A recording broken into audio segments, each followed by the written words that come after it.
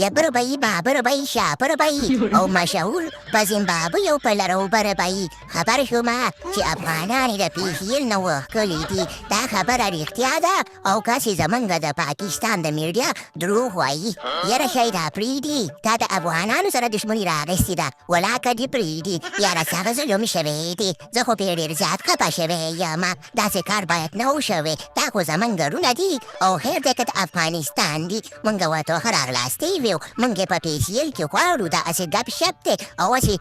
جکې وهلی دی چې دی د کرکټ د PSL نه وښکلي دي یاره خو سره زه خو ویم چې سم کار یې کړی دی دوی په موږ باندې تورخم دروازه بنده کړې ده هغه انار او هغه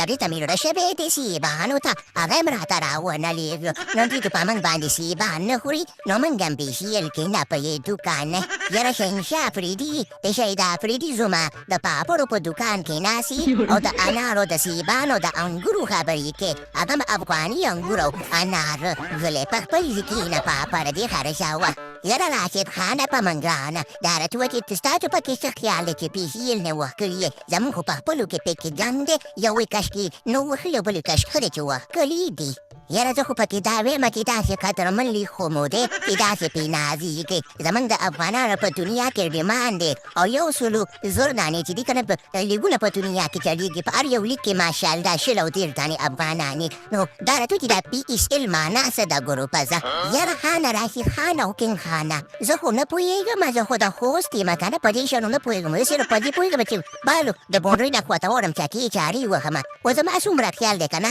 چې PSL معنا دا ده که نه د پسکونو سوپر لیګ ما ته ښکاري دغه پې معنایي نو یاره دا خو ډېر بې عزته لیګ دی ښه ده چې تېنه دیدو بایکاټ کړو که موږ تېنه بایکاټ کړی ونه نو خلکو به وایي چې سبا به موږ سره همجان کوي د PSL او زموږ د لیګونو نه به بایکاټ یې ښیي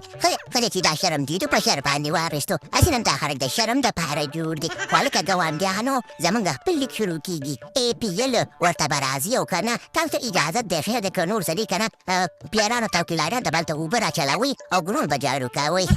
یاره راشد خانه به زه به د خیره سره درځم ښه داسې چل به وکړي چې د خیره سره دې ګرون ته به اوبه زه ورکوم او ګرون به زه جارو کوم خو په پتل کې به ګوره خوراک یې ما ته کابلي پولاو راکوي هسې نن تاسو ته خو نته په وړلو کې مونږ دال درکول او په تالو باندې تک شین شوی یم ښه ای چل دی چې ما ته باندې بیا صرف په خوراک کې کابلي پولاو راکوي که ګرون را باندې جارو کوي او که د ګرون مخه را باندې جارو کوي او که پیچ را باندې جارو کوي نو زه به دا کار زما شو ښه